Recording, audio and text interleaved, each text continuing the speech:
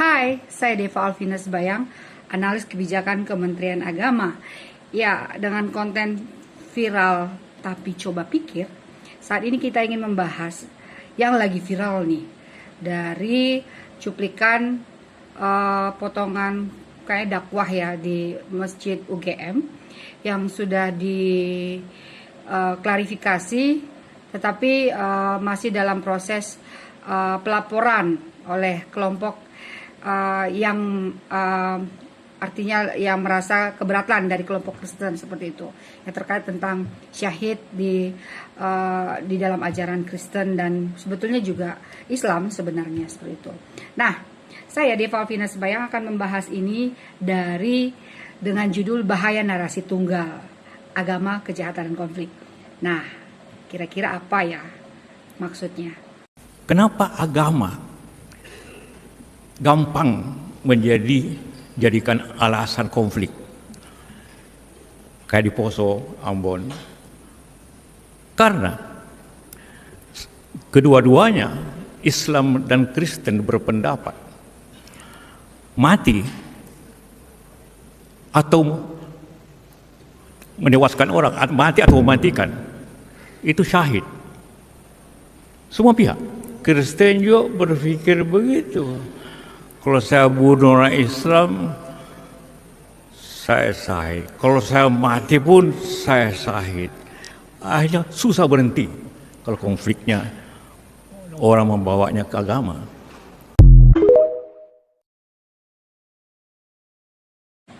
Ya, saya merekomendasikan buat teman-teman untuk menonton yang lebih utuh.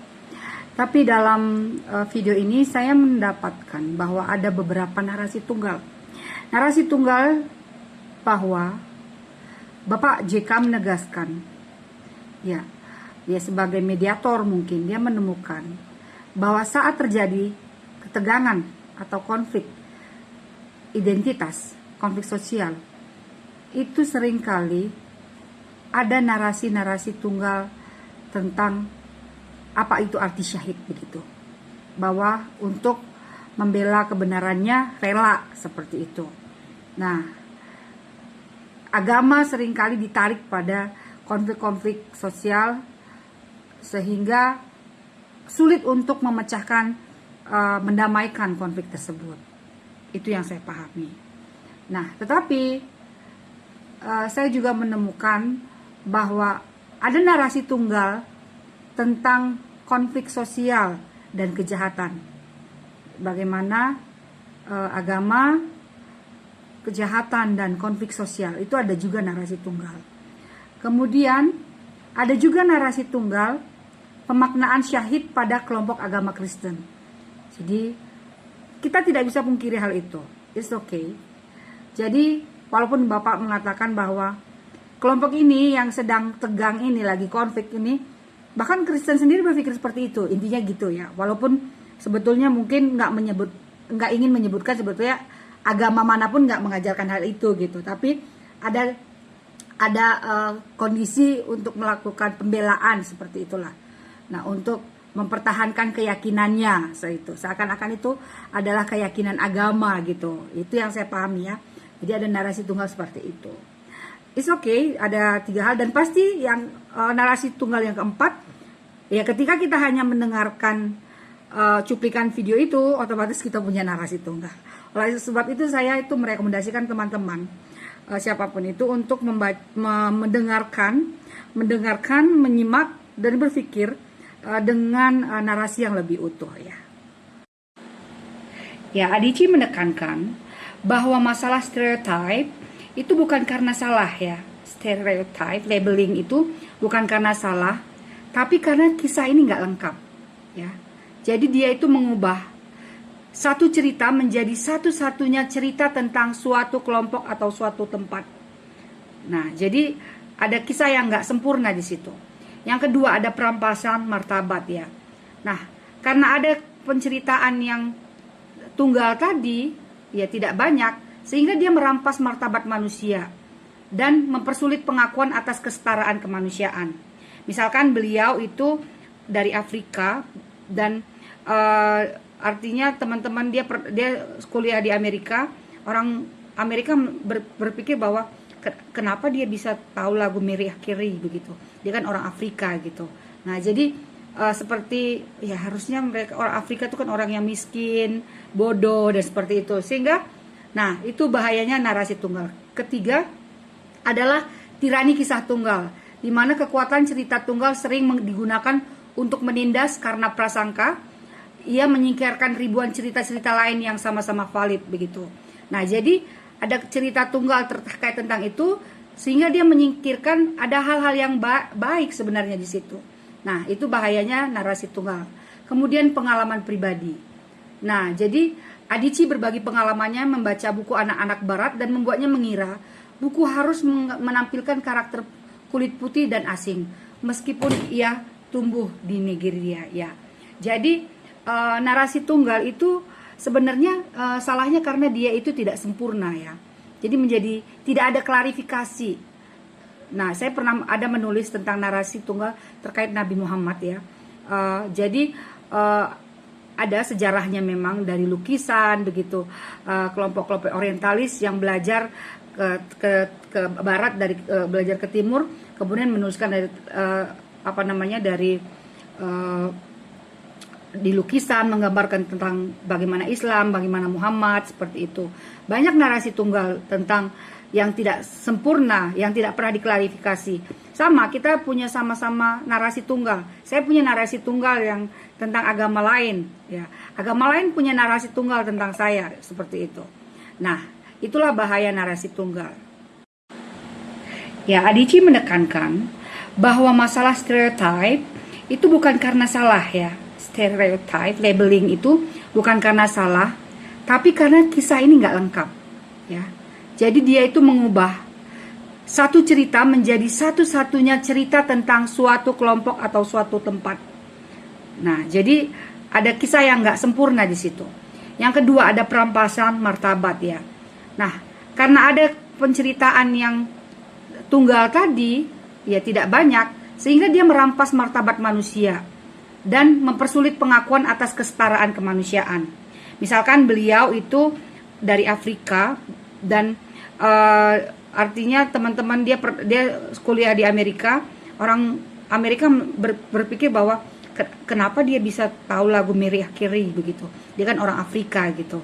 Nah, jadi seperti ya harusnya mereka orang Afrika itu kan orang yang miskin, bodoh dan seperti itu. Sehingga nah, itu bahayanya narasi tunggal. Ketiga adalah tirani kisah tunggal, di mana kekuatan cerita tunggal sering digunakan untuk menindas karena prasangka. Ia menyingkirkan ribuan cerita-cerita lain yang sama-sama valid begitu. Nah, jadi ada cerita tunggal terkait tentang itu, sehingga dia menyingkirkan ada hal-hal yang baik sebenarnya di situ. Nah, itu bahayanya narasi tunggal. Kemudian pengalaman pribadi. Nah, jadi Adichie berbagi pengalamannya membaca buku anak-anak barat dan membuatnya mengira buku harus menampilkan karakter kulit putih dan asing, meskipun ia tumbuh di Nigeria. Ya, jadi narasi tunggal itu sebenarnya salahnya karena dia itu tidak sempurna ya. Jadi menjadi tidak ada klarifikasi. Nah, saya pernah ada menulis tentang narasi tunggal terkait Nabi Muhammad ya.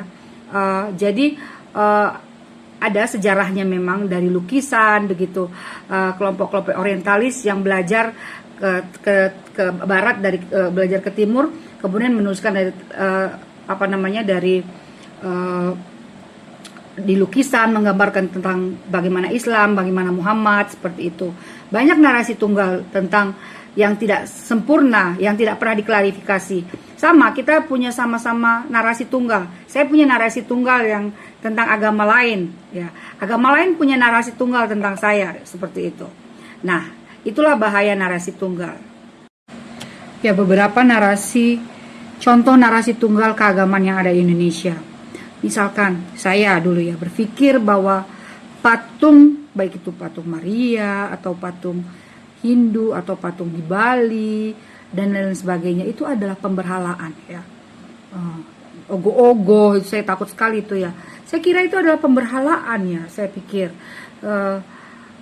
Jadi ketika saya belajar di CRCS UGM ya, dan saya itu belajar dari Buddhisme art ya, yang mengajarkan tentang Buddhisme dan art kesenian. Dia bilang bahwa sebenarnya patung, kemudian juga pahatan kayu atau misalkan ogo-ogo dan lain sebagainya, itu adalah sebuah metode untuk mengenang atau mengingat tentang penokohan karakter-karakter di dalam literasi keagamaan yang mengajarkan mana yang baik, mana yang buruk, seperti itu. Dan itu dilakukan dengan visual, dengan art, dengan seni, dengan musik dan lain sebagainya, sehingga itu lebih mudah diingat oleh generasinya yang kemudian, seperti itu. Nah, sama salib juga, karena kita dengar bahwa salib ada tuduhan bahwa itu ada setannya, ada roh-roh jahat yang disembah, pemberhalaan. Padahal salib, misalkan Bunda Maria, itu bukan sebuah bentuk pemberhalaan, tetapi itu lebih peringatan. Ini loh arah hidup kita. Ini adalah tujuan hidup manusia yang baik, yang dikehendaki oleh Tuhan, melakukan perbuatan baik. Nah, narasi tunggal lainnya yaitu tentang rumah ibadah. Ya, kita sering menyamakan bahwa konsep rumah ibadah saya itu sama dengan konsep rumah ibadah orang lain. Nah, sedangkan itu beda sekali. Ya, satu agama itu mengajarkan, dalam kamus juga, bahwa gereja itu adalah keluarga, seperti itu. Ada membership, ada keanggotaan, kan seperti itu. Ada leadernya gitu. Lebih ke seperti ke anggota. Jadi anggota itu seorang keluarga itu nggak perlu rumah yang permanen, dia bisa ngontrak sampai misalkan seorang suami istri meninggal, dia ngontrak, yang penting anaknya kuliah gitu. Tapi ada konsep di mana rumah ibadah itu adalah rumah bersama, di mana untuk kita bersama, tidak eksklusif, sehingga siapa aja boleh pakai begitu. Dan itu sangat berbeda kan gitu. Nah, ini artinya teologi dan praktiknya itu sangat berbeda. Ya, jadi kita punya beberapa narasi tunggal tentang orang lain, dan kita punya klaim kebenaran tentang teologi dan praktek kehidupan keagamaan kita gitu. Nah, ini yang bahaya ketika kita tidak punya cara untuk mengklarifikasi atau untuk bertanya lebih lanjut maksudnya apa begitu.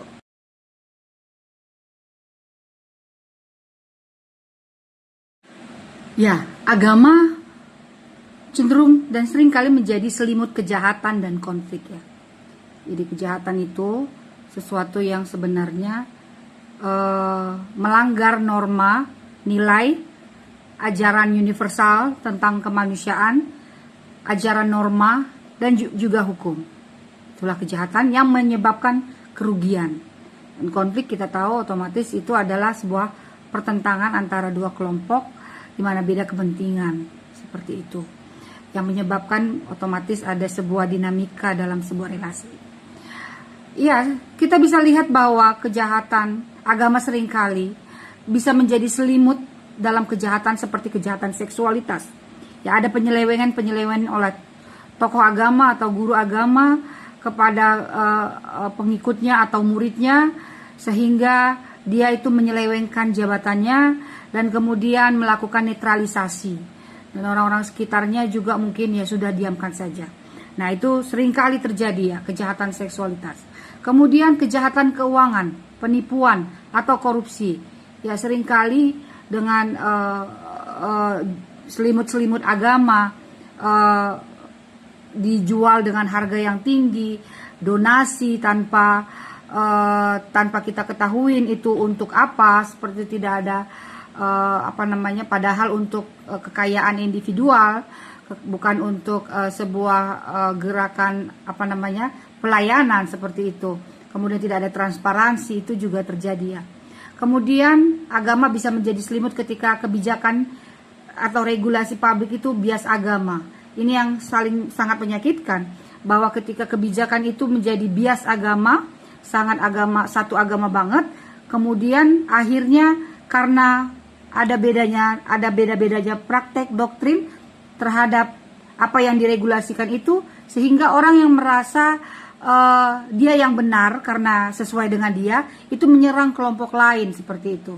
apalagi misalkan mayoritarian ya, ada politiknya, kemudian ada mayoritasnya gitu kekuasaannya, sehingga ini menjadi artinya seringkali menjadi konflik yang terbuka begitu.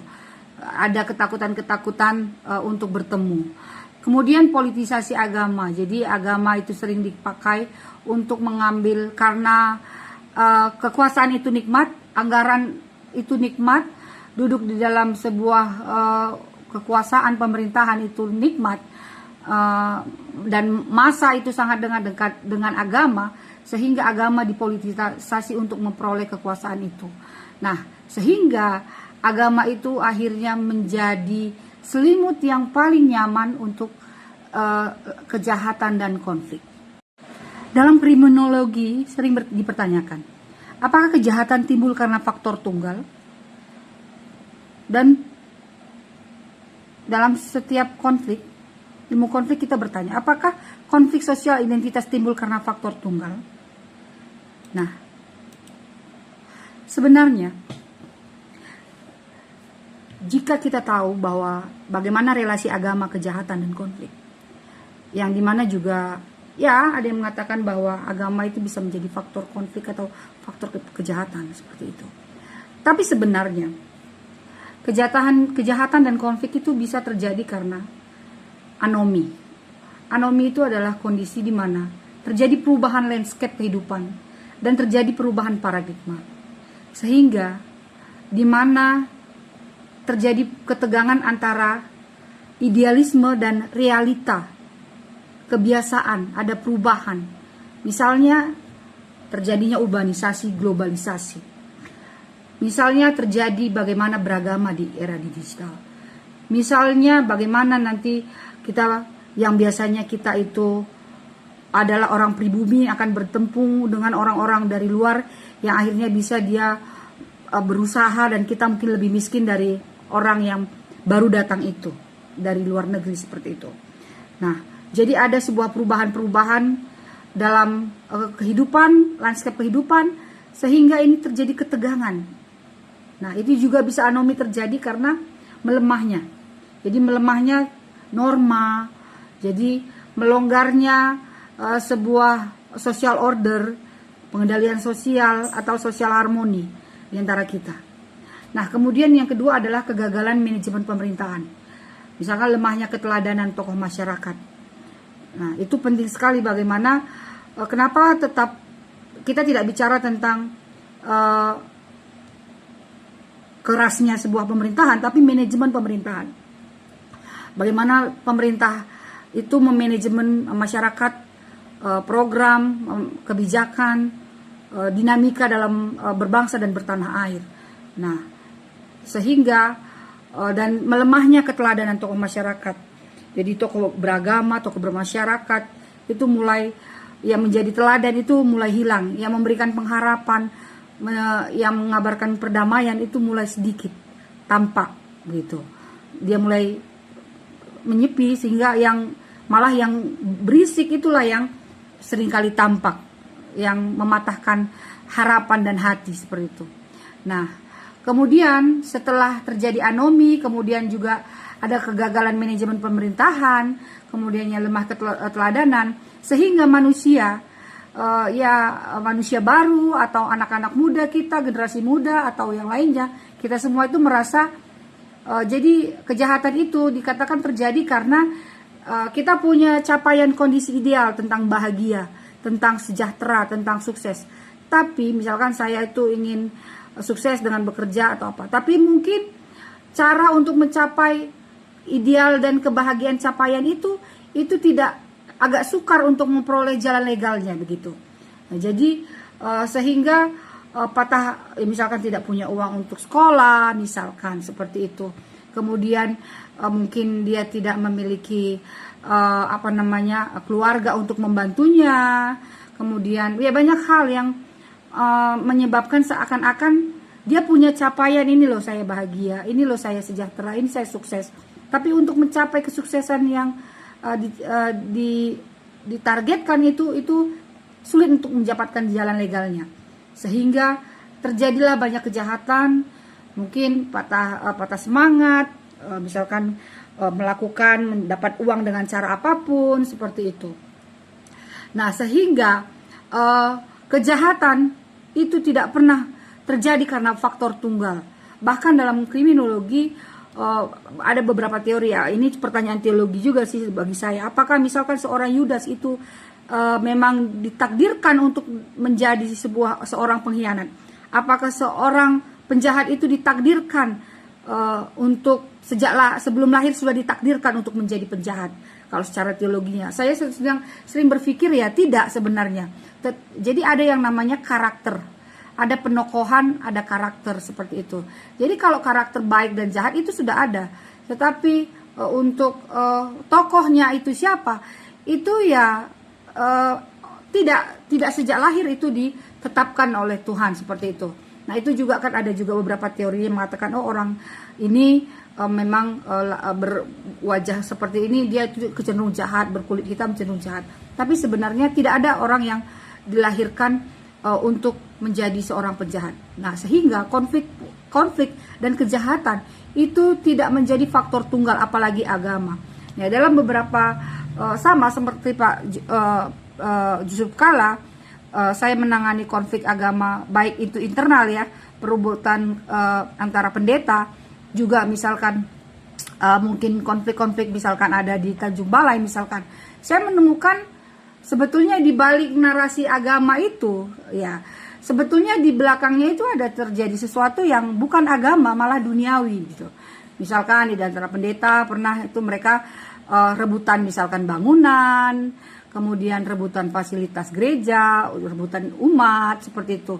Rebutan ya mungkin dia tidak ingin memulai yang baru karena sudah dia. Kemudian ada juga di yang lain misalkan terjadi sebetulnya di balik itu sebuah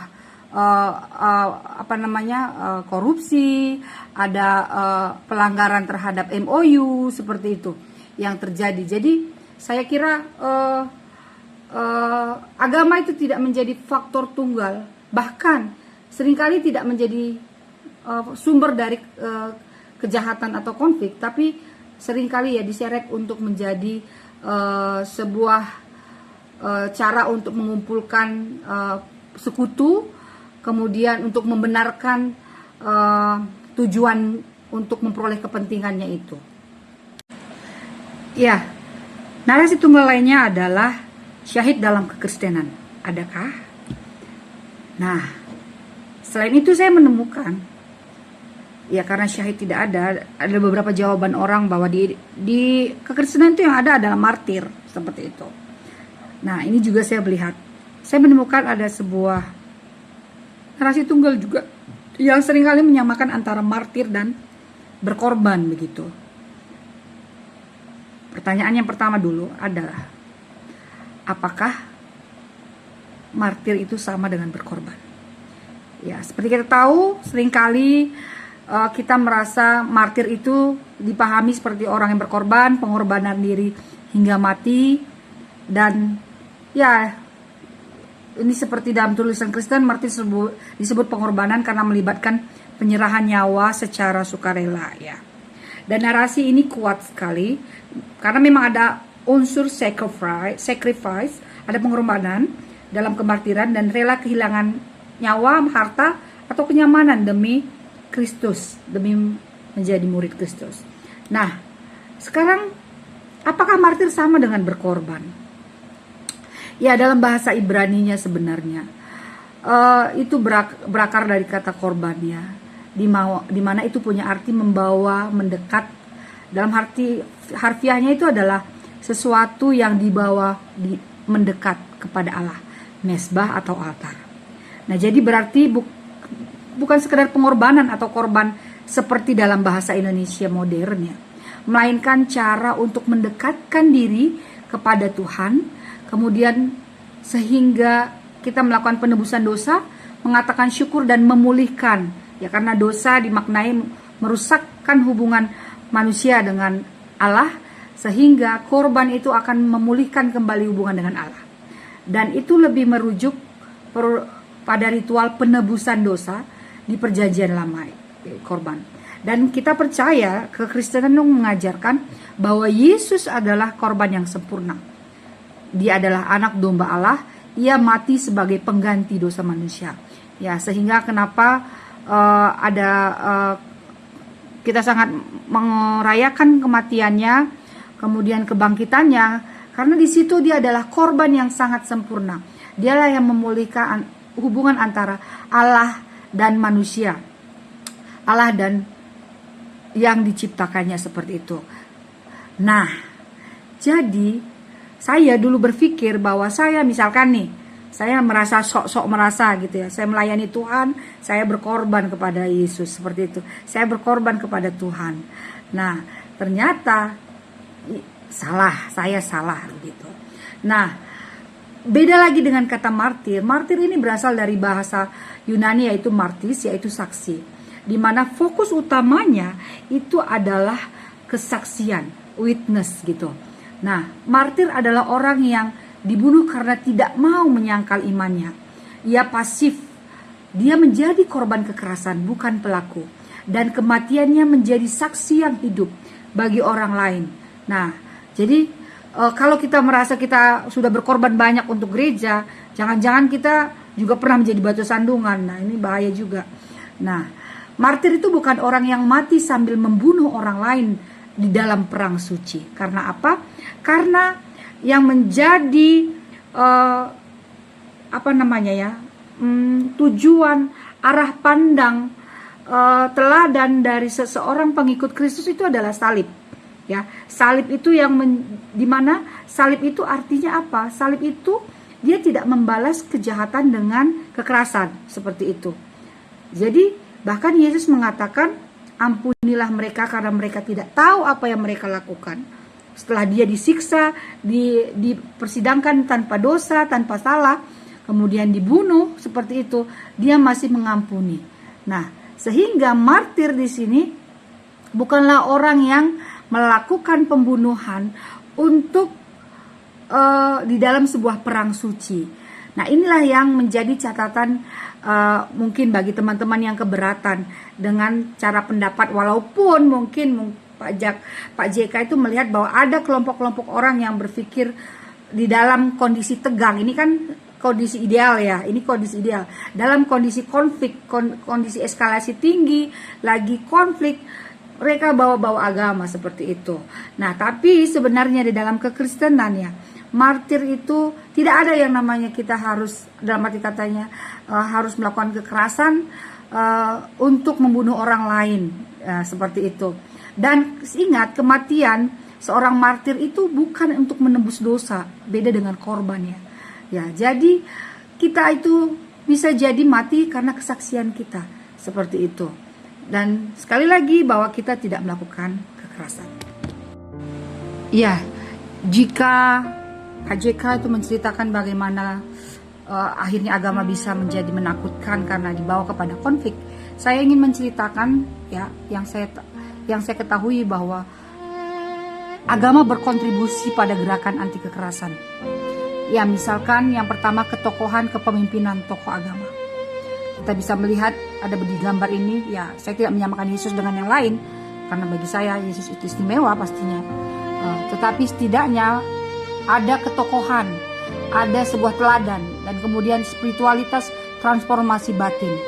Ada spiritualitas, jadi bukan sekedar agama yang mati, tapi agama yang hidup, yang berspiritualitas, bergerak terus.